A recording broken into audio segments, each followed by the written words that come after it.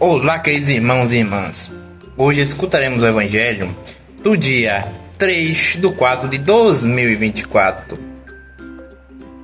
Aleluia, aleluia, aleluia. Proclamação do Evangelho de Jesus Cristo segundo Lucas. Glória a vós, Senhor. Naquele mesmo dia, o primeiro da semana, 2 dos discípulos de Jesus iam para um povoado chamado Emaús, distante 11 quilômetros de Jerusalém. Conversaram sobre todas as coisas que tinham acontecido. Enquanto conversavam e discutiam, o próprio Jesus se aproximou e começou a caminhar com eles.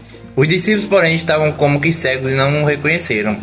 Então Jesus perguntou o que eles conversando pelo caminho. Eles pararam com o rosto triste e um deles, chamado Cleofas, lhe disse: Tu és o único peregrino em Jerusalém que não sabe o que lá aconteceu nesses últimos dias? Ele perguntou o que foi. Os discípulos responderam: que aconteceu com Jesus o Nazareno, que foi um profeta poderoso em obras e palavras diante de Deus e diante de todo o povo. Nossos sumos sacerdotes e nossos chefes o entregaram para ser condenado à morte e o crucificaram. Nós esperávamos que ele fosse liberar Israel, mas apesar de tudo isso, já faz 3 dias que todas essas coisas aconteceram.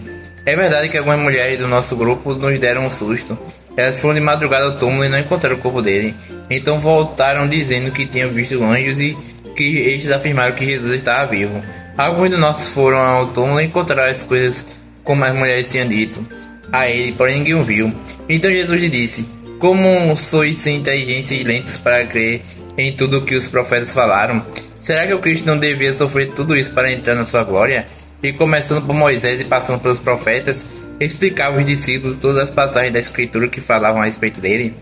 Quando chegaram perto do povoado para onde iam, Jesus fez de conta que ia mais adiante. Eles, porém, insistiram com Jesus, dizendo: fica conosco, pois já é tarde e a noite vem chegando. Jesus entrou para ficar com eles. Quando se sentou à mesa com eles, tomou o pão, abençoou, partiu e distribuiu. Nisso os olhos dos discípulos se abriram e eles reconheceram Jesus. Jesus, porém, desapareceu da frente deles.